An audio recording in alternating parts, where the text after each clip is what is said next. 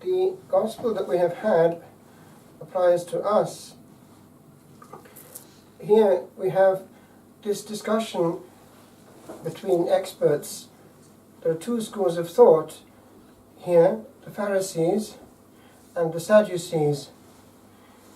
The Sadducees stuck to the first 5 books, the Pentateuch so-called, and that word, by the way, just means 5 volumes, penta and teuchos, and they were the ones which went down to the time of Moses, inspired by God in an immediate way, but they were early and therefore embryonic in what they were teaching about certain things, like the afterlife and the soul.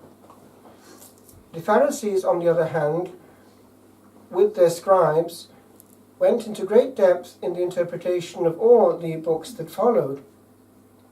Hence it is that they had a more developed vision of what happened after death. So here they are, trying to come to the Lord to see which of the two groups is right. And they're very clever about the way they do it. They present a concrete case about this woman who had tried to have a family 7 times. Which actually was the real husband, is the question, making a mockery, as it were, of the question of the soul.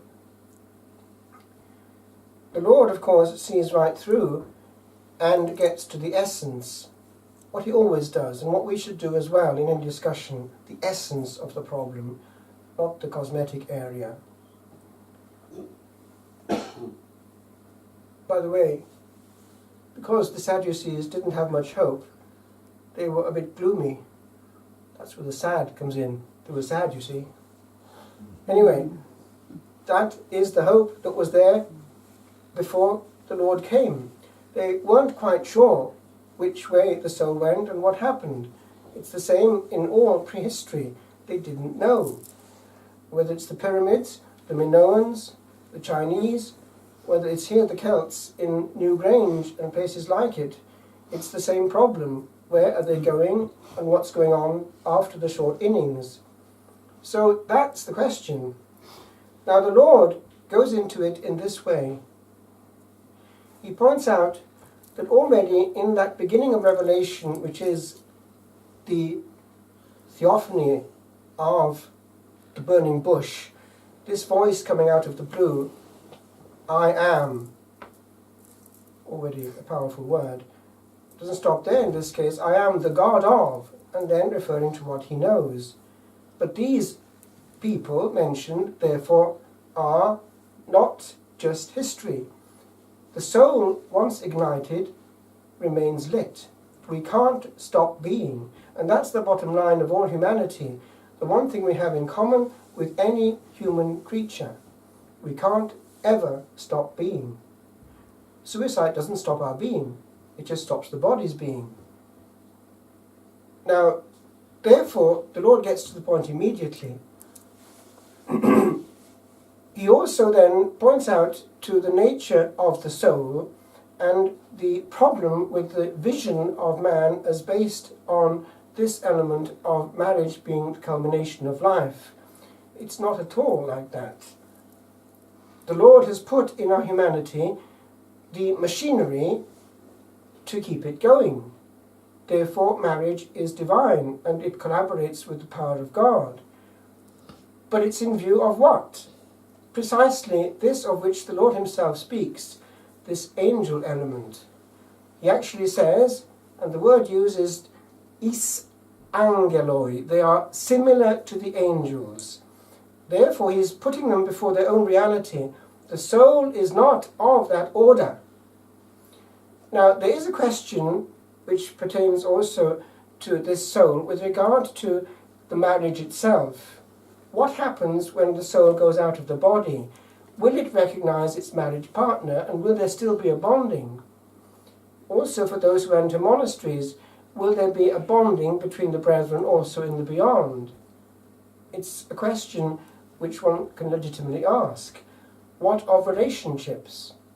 How do they carry on in the beyond? And therefore it applies to people who mourn, for instance, a grandmother or whatever. Does Granny still care and know? Often children ask that question. we don't quite know exactly what the knowledge of a soul is and how it acquires it. What we do know is that the knowledge that it might have probably comes through its participation in some degree in the knowledge of God. Now, what also comes through is this, that the centre of interest of the soul is so different once it's in the beyond, that this question of relationships then changes importance, because it's homeward bound and therefore Godward bound, and eventually when it gets to the beatific vision, if it's going in the right direction, that's going to be totally absorbing. It will be discovering more elements of God and His goodness and bliss for all eternity, onward and onward, bathed in God and looking directly at Him for whom that soul was made. Now, do you see therefore why these human questions that we ask show that we're not asking the right questions? We don't quite see what's actually going on, because the nature of the soul is so different from what we can imagine that all this element of marriage and human friendships and so on may not just be quite seen in the same way. What will be seen is this big question, am I on the winning side or not? And the soul will cop on pretty quickly after the soul is free from the distractions of the body, whether that's the case. And that's the only big question at that point. No matter how big one's wallet is, no how much fame one has, there, 1 second after, one is alone. And the only glory that one has is the one that we have from Him. We have no human support at that point. So that's the big issue. Also, it might help people who are in this world losers, apparently. People who come in without much and go off with even less. But perhaps there's a complete reversal in many cases. How many in the Ireland of the past, for instance, wives hidden in corners of the West who were doing their best to make ends meet in a tiny thatched cottage, people the world will never know anything about, but how many rosaries and prayers went from those cottages? The world will never know, but they made it. Whereas how many right now in our political sphere have got all going for them, and yet how much prayer is going on in their heart, perhaps. So too for those who are in the world of Hollywood and cinema and the stages which now are the attention of the youth. Stars. Is there prayer in their life? Because if not, what stars are they? What glory is in their soul? God sees us as we are, and often the noisier and brighter we are for men, the poor and dimmer we are in His eyes, the only ones that matter. Just finish with one little story. It was the case of a young man called Ian, who was just like any young man around nowadays. He was, I think it was New Zealand rather than Australia. A good man, actually, humanly speaking, but no faith, no prayer, just an ordinary young man, what we might call a yuppie. He had a pastime. It was deep-sea fishing, or rather plunging. And he was in the water, and he felt a terrible pain. He realized that something terrible had happened, and he was underwater. He'd been bitten by a lethal jellyfish. And then it happened again, so it was 2. So he knew about the thing and how lethal it was, and he knew the only solution was to get the stuff out of his system, but he was underwater and he was feeling bit by bit his body seizing up. He managed to scramble out just about, maybe he got help to get out of the water, but anyway, he hadn't much time to live. He knew he was petering out. He has a long story about how it was happening. Eventually, he was got into hospital, but he was petering out, and he petered out. And then he started to see things in a different way. He was, at that point, quite alone. He was not in a good place, not heading in a good place, it seems. But then, out of nowhere, he heard this. say a prayer. He rummaged in his mental archives for his childhood memories and found the Lord's Prayer, the Our Father, and started in this dead state to try and remember it.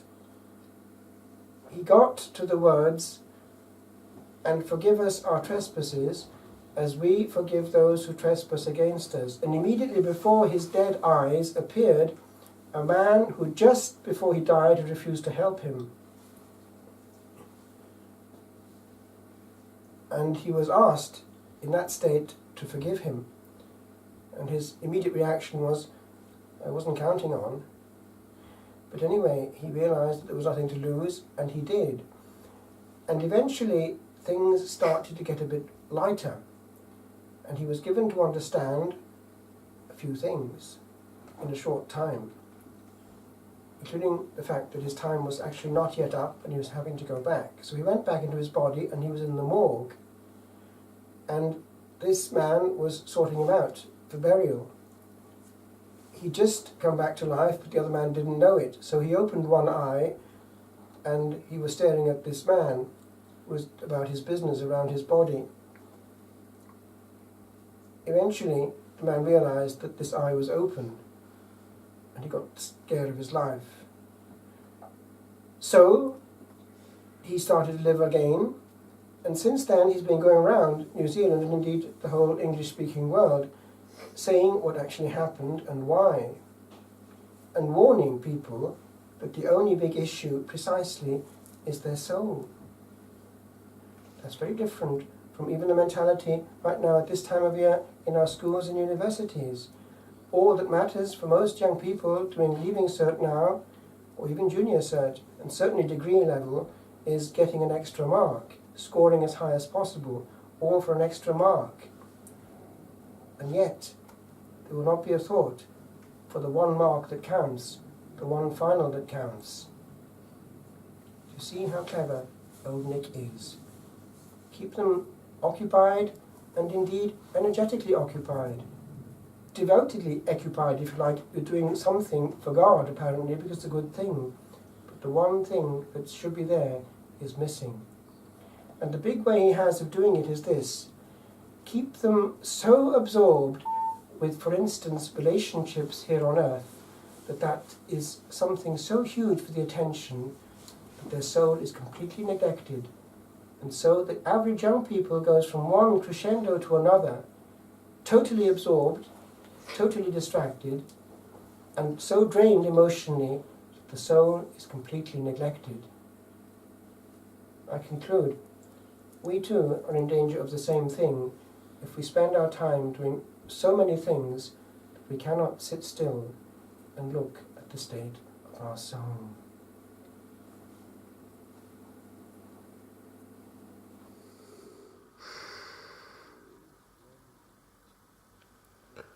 First day of term. Lines written after seeing my mother's pictures over the weekend, for she had been a student in the same university.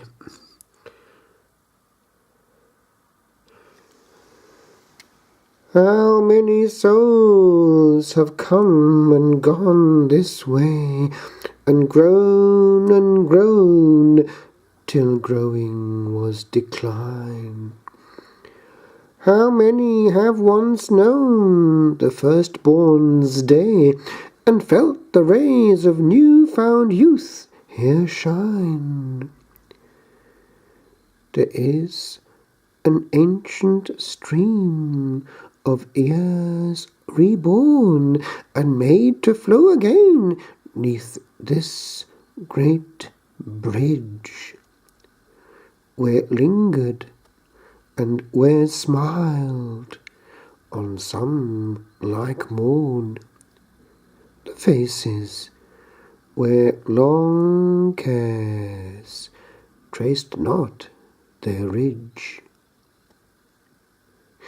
In half a century the orb will turn again, as it knows how, without a thought for all the thinking that these heads will learn to hold and hold in grey cells stretched and taut. Intense, intent, attending to the mark, the extra mark, which burned youth's fairest spark.